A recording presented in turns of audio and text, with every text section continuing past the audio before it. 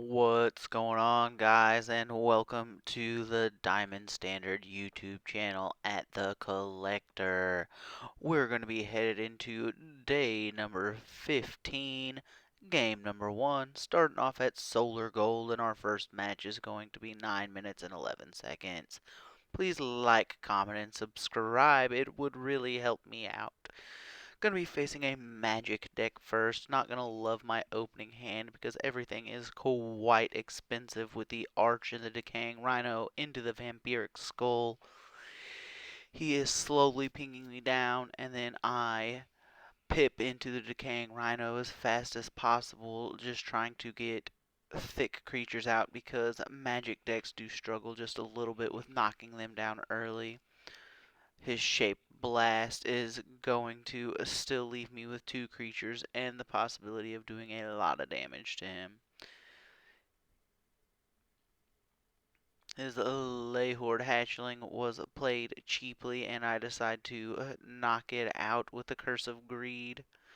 I have him down to 5, and at this point I know he's going to be hurting pretty bad, so I just want to avoid seeing the creature who resets his health to 10. And then, of course, him protecting himself with a ward and protection. Always fun. I'm able to clear that and get some creatures out on the board. He's at 2. I'm nervous at this point that he's going to set his health back to 10, but we will see. He is able to clear my entire board. Fickle Cambium back on the board. Unbound Flames clearing the board again. Getting out the Arch. Having him at 1. Ember Oni, quite a pain. The Ragnarok, not quite enough to end it, but I get out a Voracious Fiend at the same time. He Shaped Blast, which clears my board basically. And at this point, I think I'm going to have a tough time catching up with him, but I'm not sure, and I'm just trying to draw into the Corpse Explosion with as many nethers out there as possible. And at this point, I'm extremely nervous that he's going to overtake me. And in fact, he does a good game.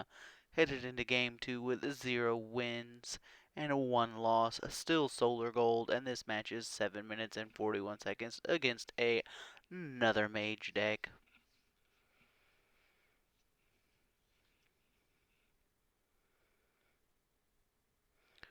Opening hand is going to be decent. Not perfect, but decent. Lots of cheap creatures. A little bit of zombie spawn.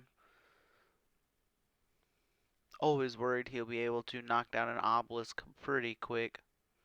He removes all the creatures from his deck, and at this point I know that I'm going to have to start running it down as fast as possible if I'm going to have any hopes of getting a Corpse Explosion off.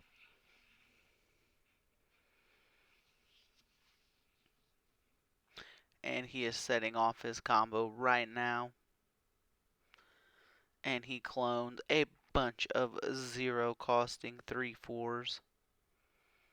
And I just want to get off as much damage to him as possible. I don't have 5 mana, or I would have been able to have Corpse Exploded right there and won. If I would have saved my pip, I also wouldn't have got the Decaying Rhino out, so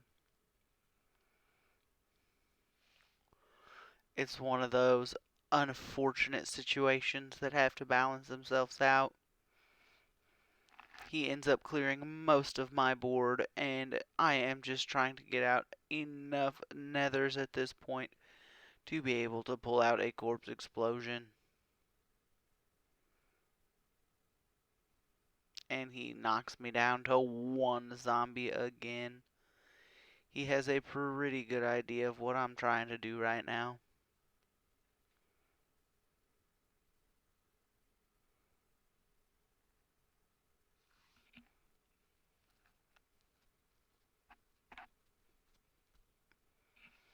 And then giving everything spell boost and taking me out. So headed into game 3 with 0 wins and 2 losses, I'll still be a solar gold and quite a long match time. Going to be facing a light deck. Light decks can be an easy matchup for me, but it is just all hit or miss on who comes out a little bit faster. I like to see that he played the enforcement a little bit early in order to hopefully prevent my obelisk from getting taken.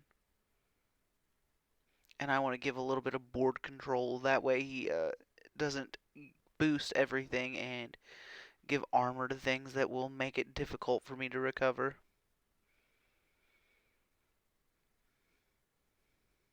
He's having to think a little bit about his decisions. He's got me in a little bit of a tough spot, but I know I want to pip and keep the decaying rhino at full and keep the zombies coming.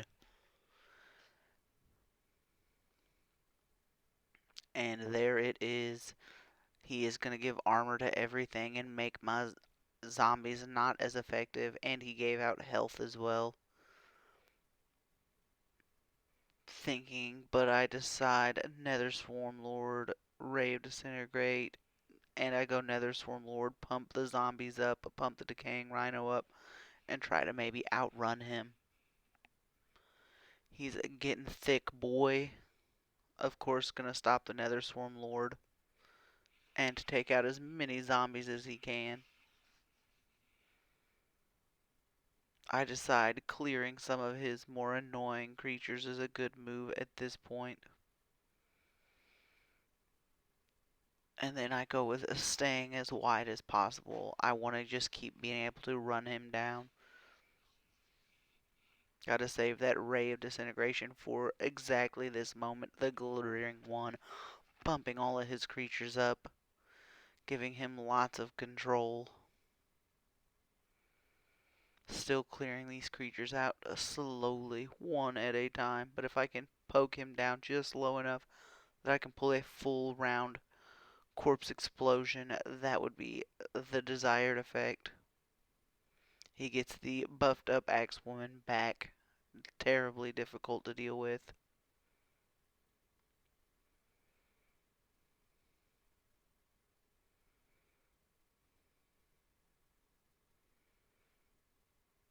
And I just poked the one creature with ward to bring it down some.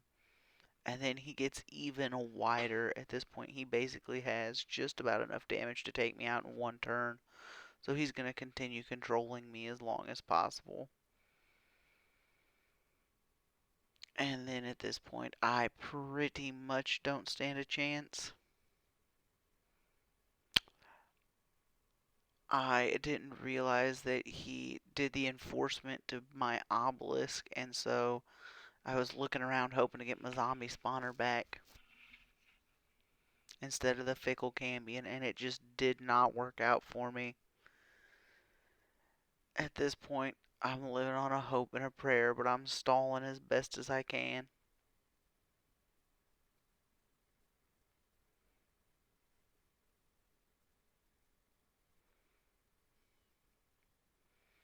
And of course, I pretty much don't have a win condition at this point, but as always, I make them finish it.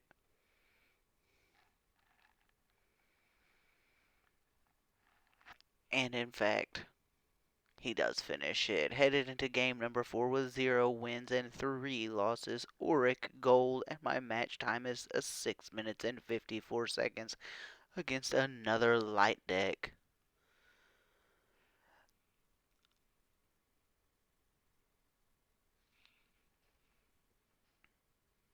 He's opening up pretty quick, but I have a decent opening hand with a Necroceptor in it. That's always a good start.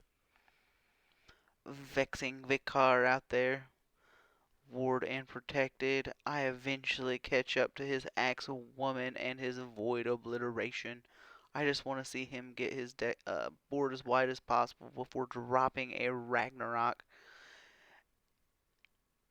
And his hand is mostly empty at this point. I know it's going to take him a little bit of catching up. So this is where I try to turn the tides. And then with all the buffs, some of his creatures will survive. Black Bomb, clear a couple of those out, and try to get some ground under my feet, hoping I will be able to take back over this board if I can get a Nether Swarm Lord out here. And that's the thing about a light deck, they stay wide, they stay strong. Curse of Greed, just trying to keep knocking things down as much as possible. And he just keeps poking me into oblivion, basically. Another Swarm Lord, get the card draw, get the Empowered Scepter, and he plays the Glittering one, and he is able to win. So headed into game number 5 with 0 wins and 4 losses as Auric Gold. And this match is 5 minutes and 9 seconds. Unfortunately, today went very poorly, and this is where we see a demotion. I'm coming out decent with a obelisk. He brings out a lot of his Amazons, and at this point, I'm thinking that it is probably a pretty good idea to try to control that as much as possible. So I'm going to poke his creatures down so that they all die with the burn that is in play, and then hopefully he's not able to kill me. He goes for buffing it up and clearing my board. I knew that was going to happen, and swings all out on me. He loses his entire board, and I go Fickle Cambion, thinking he should have a tough time getting in front of that, and in fact he is not able to clear it, and I put a Petulant Imp out. The Petulant Imp is going to be able to provide me some buffing. He goes as wide as possible, but I have a lot of control in my hand. Petulant Imp pumping up the Fickle Cambion, and I'm just making the Fickle as strong as possible while clearing as much of his board. Order of operation mattered there, and he surrendered. Headed into game number 6 with 1 win and 4 losses. Rank Auric Gold, and this match is 12 minutes and 21 seconds. When a couple of mid-range decks run into each other, they can run quite the matchup. At this point, waiting to see what the outcome will be. Of course, he's got that roach, and I am not positive of the best way to clear it until I pull a Blight Bomb, and that gives me an opportunity to get on the board at least. It seems we're matching up against an almost mirror deck. Of course, he's not going to be as shiny as me. The diamond journey continues. I am at this point really hoping to pull a Ragnarok prior to playing my Obelisk so that it will clear a great portion of his board. He is looking for that card draw. At this point, I know I have to get an Obelisk out there because he will spend a lot of resources, and then I can just Vampiric Skull it back into the board.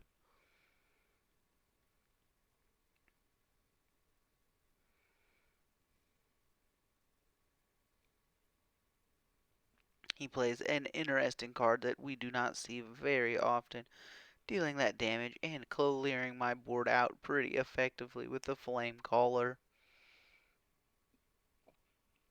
I go Fickle Cambion at this point because I'm thinking if he has the Flame Caller clearing the line all the time, I'm going to need a Vampiric Skull to bring that back because I won't be able to outpace the 1 damage per turn. And I decide to go Decaying Rhino because I need to clear the Nether Swarm Lord.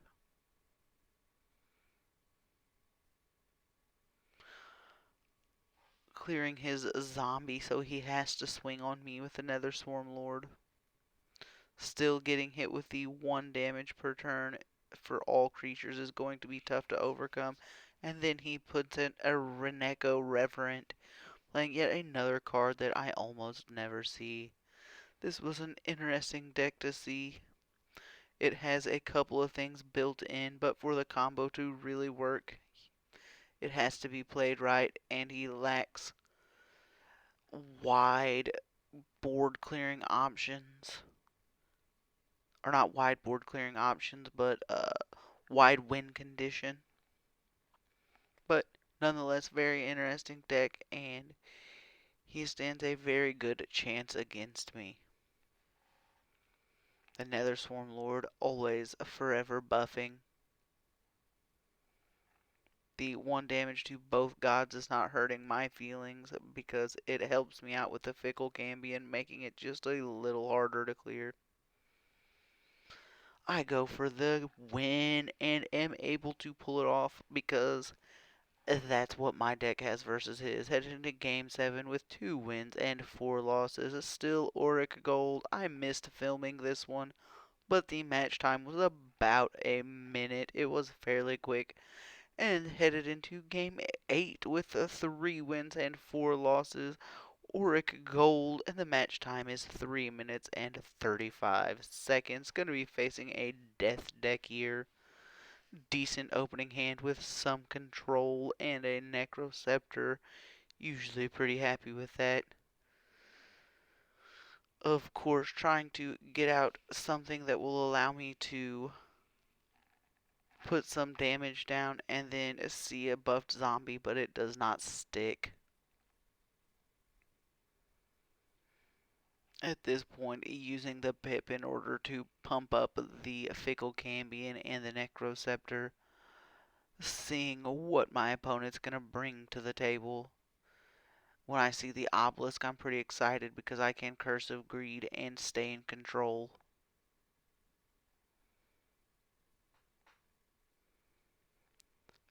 Put out the tracker, and he surrenders. Headed into game number 9 with 4 wins and 4 losses. Still a rank of Auric Gold, and quite a long match. Roughly 12 minutes. Against a Deception deck. Loving the board and the trinkets of this individual. Very cool. Always happy to see a cat statue. Decent opening. Have to be worried against a Deception deck that he will steal one of my scepters. But he doesn't come out right in the beginning with the ability to counterfeit it. Bombs, filling up my side of the board. At this point, I lose a turn trying to let the zombie go down and summon another zombie. He does kill that zombie, allowing me to get another Swarm Lord out there for some buff and card draw. Always exciting when the Nether Swarm Lord comes out. Rapture Dance. While that was good, decent for him, it allowed me to keep the Nether Swarm Lord and then get him out with the Arch of Amenmos for a huge buff, but he had a second one in his hand, and he caught me looking like a clown. At this point, I know I won't be able to buff, so I am just going to Corpse Explosion and put as much damage down as possible and purchase the healing and damage from the store.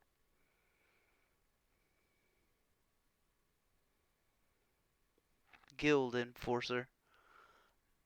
Not probably gonna save him as I slowly ping him to death.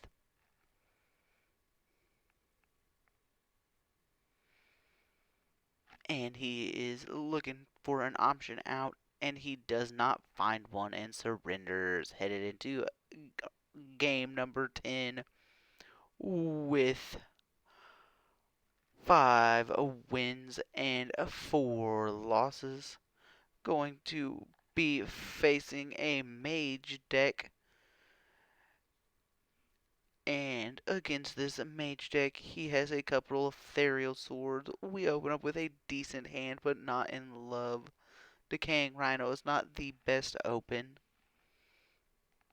Petulant Imp, he's slowly trying to ping me down. And at this point, I pip into the Obelisk, hoping to stay wide. before he's able to get big control on the board. And he star falls the obelisk. Hopefully that will make it slightly more difficult for him to get rid of the decaying rhino. Clearing my petulant imp with just another ping. I get the decaying rhino out and go for blood.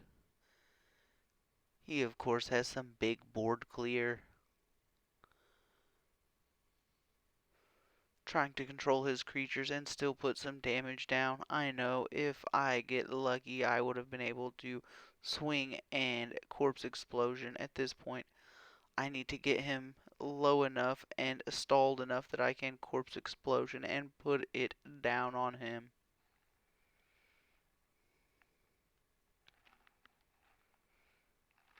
He is doing a very good job controlling my creatures and preventing me from having an effective corpse explosion opportunity.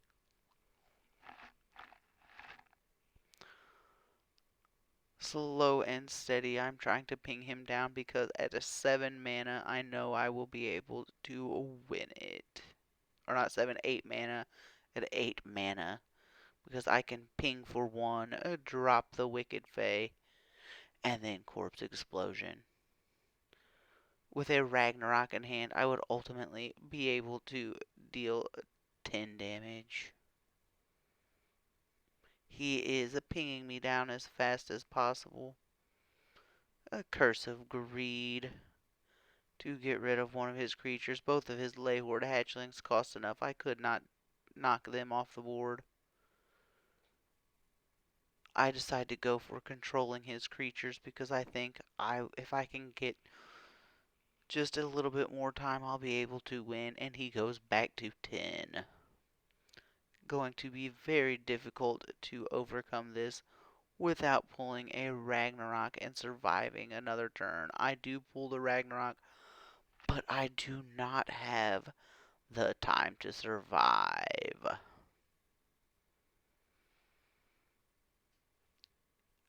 And with that, I know he is going to end it. So, my overall results are 5 wins and 5 losses. 9.994 gods earned with an ending rank of Auric Gold. Thank you very much for watching, and we'll see you next time on the Diamond Journey.